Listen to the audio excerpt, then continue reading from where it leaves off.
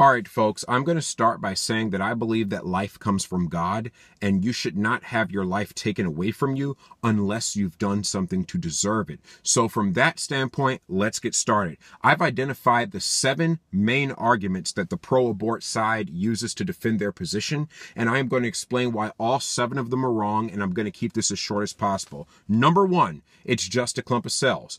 Okay, so are you. You're a clump of cells. I'm a clump of cells. Every human being on this planet is a clump of cells. There is nothing else to make a human being out of other than cells. What do you expect, that we're made of nanobots or something like that? It literally makes no sense to say that life does not count because it has fewer cells than I do. What is this, age discrimination? You're basically bullying that person because their body systems are not as developed as yours. And so by that logic, any adult that experiences failure in any body system, you should therefore invalidate that person's life because, oh, you're not a fully functional human being. Right? You're less functional than I am, therefore you are less worthy to live. That same argument would extrapolate to being able to kill any sickly person on the planet. And so that argument makes no sense because we're all a clump of cells. That is not a sufficient criteria to separate you from an unborn child. Reason number 2, if you abort early enough, the baby won't be aware of what's going on, and so it's okay. All right, so since when does a person's lack of awareness of your harm that you're causing them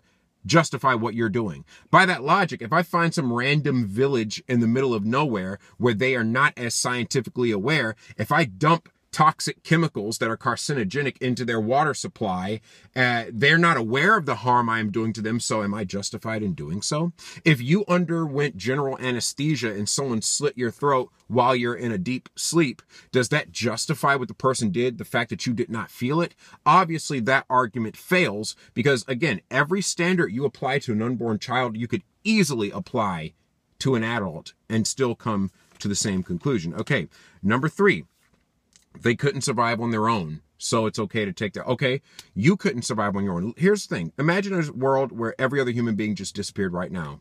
So the person that purifies your water is gone. The person that sells you the food is gone. The person that makes your shoes is gone. If every other human being were to disappear, anybody in that scenario would die in a few days because they would not be able to purify their water. We are all dependent upon someone else to some extent. We are not just these 100% self-sufficient creatures. Even the MGTOW living in his van driving down the street, that van had to be made by someone else. So we as human beings are completely dependent on another. In fact, that's what gives us strength, the fact that we can lean on each other. Now, reason number 4. If the baby is born to an unfit parent, it's going to be a miserable life. So again, why are we punishing the child? For the mistakes that the parents made? And here's the thing, you don't know how that person's life is going to turn out. They might start out poor, work really hard, educate themselves, and then one day be very wealthy or have a wonderful life in spite of what they did not have as a child. Because this basic argument, oh, if you're not going to have a good life, you should just be terminated. Okay, so you're basically saying only rich people should be allowed to live. Only people who are perfectly healthy, perfectly wealthy should be allowed to live. Again, now you're back into eugenics territory, which is basically what this is. It's an elitist form of eugenesis that's disguised as liberating women. Reason number 5, and this one's very serious. What if the mother is raped and did not consent to the existence of that child? Again, very sad scenario, but here's the thing.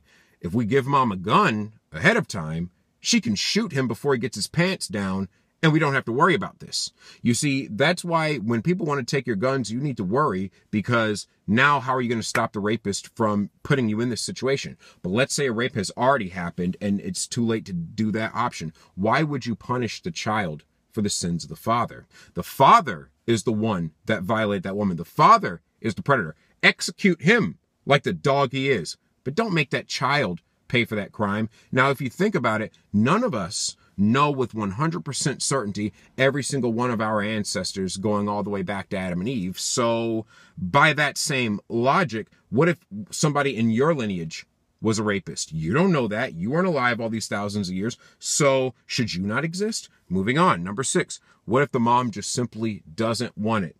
I'm sorry, too bad. Keep your legs closed next time. Number 7, what about in the situation of the life of the mother? Now, this one's very serious too. In those scenarios, we do what we can to save both. But again, we don't make the child pay for what's not his fault. Think about this very carefully.